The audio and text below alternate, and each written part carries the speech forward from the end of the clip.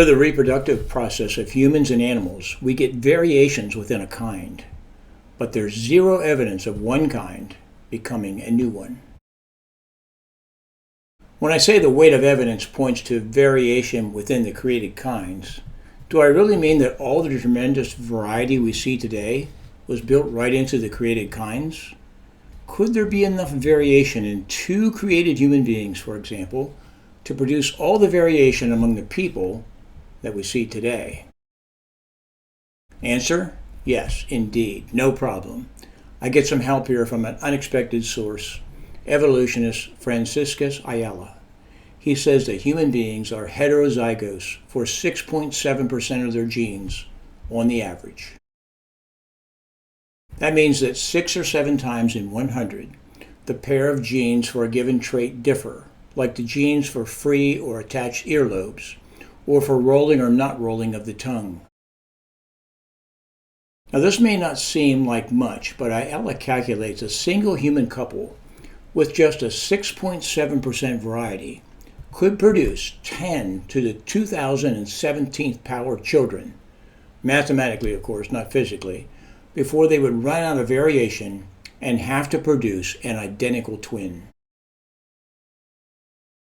That's a 1 followed by 2017 zeros. The number of atoms in the known universe is a mere 10 to the 80th power.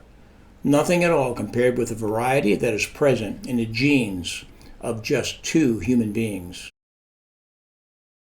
The wonder of interbreeding. What about wolves and dogs? Can they mate and produce offspring? Yes, this has happened, but their offspring are always sterile. When the offspring of 2 of the same kind are able to reproduce, that proves the parents are of the same kind. An Irish setter and an English Labrador may breed and produce long-haired, reddish-colored pups, but the pups are still dogs because no new genetic information was added. Here's an example from a real-life computer program.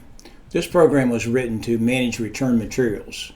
If you change any line of the code, say line number 210 for example, the result of the program changes. I'm not a scientist, but it seems to me that our DNA coding works very much like this computer program, and God did the coding. This is where scientists got the idea of genetic engineering, because if I can isolate the line of code that controls eye color, maybe I can recode it. For instance, change the line of coding to make eyes blue. In the beginning, God created the heavens and the earth. The earth was formless and void, and darkness covered the deep waters. And the Spirit of God was hovering over the surface of the waters. I would like to just breeze by this as it is written, but if we do, you may run into opposition that thinks you're poorly informed or ignorant. Why? Because the words formless and void sound much more sinister in the Hebrew. Formless and void, in the English translation of the Hebrew words, the words from Hebrew are tahu wabahu, and these words are used to describe a chaotic wasteland and something that was ruined. Wow, this is the opening statement of God's book, and he begins by stating that what he made was a chaotic wasteland? Does he really open with saying his creation was in ruin?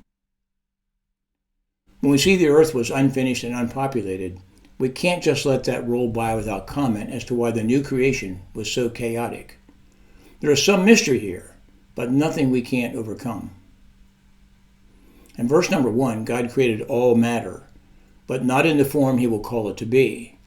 God did create all matter. God spoke it into existence, but it was undifferentiated, unseparated, unorganized, and uninhabited.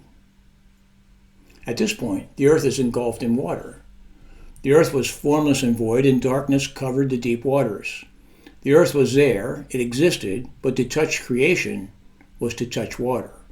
All land was covered by the deep. Imagine a potter and a lump of clay. The potter has a grand plan for his lump of clay. In fact, he has all that he needs. He just has to shape it. They deliberately forget that God made the heavens long ago by the word of his command, and he brought the earth out from the water and surrounded it with water. Do you see what Peter said? He brought the earth out of the water and surrounded it with water, as if to say there was once just one large landmass. Could have looked like this. This is all the continents of the world, technical term here, smushed together. In Genesis 7 verse 11, we read this: In the 600th year of Noah's life, in the second month, the 17th day of the month, on that day, all the fountains of the great deep were broken up, and the windows of heaven were opened. It was at this point that those continents got unsmushed to where they are today. The Lord possessed me at the beginning of his way, before his works of old. From everlasting I was established. From the beginning, from the earliest times of the earth. When there were no depths, I was brought forth. When there were no springs, abounding with water. Before the mountains were settled, before the hills, I was brought forth. While he had not yet made the earth and the fields, nor the first dust of the world. When he established the heavens, I was there. When he inscribed a circle on the face of the deep. When he made the firm skies above. When the springs of the deep became fixed. When he set for the sea its boundary, so that the water would not transgress his command. When he marked out the foundations of the earth, then I was beside him as a master workman. As you can see from those proverbs, after creating all matter, there was still a lot of shaping to do to complete the creation. It would probably be a mistake to assume that in Genesis 1:1 that our planet Earth was round, because the scripture tells us the earth was formless. Points to ponder. Through the reproductive process of humans and animals, we get variations within a kind, but there's zero evidence of one kind becoming a new one. When the offspring of two of the same kind are able to reproduce, that proves the parents are of the same kind. And number 3, there was once just one large landmass. This class, and indeed the entire school, is dedicated to helping others see that God is bigger than we think and better than we know. To get to the next video, make a note of the class number for this recording, then search for the next one. Here is a sample. If this video is number L01.1, then the next one is L01.2. And remember to like and subscribe on YouTube and follow on Rumble.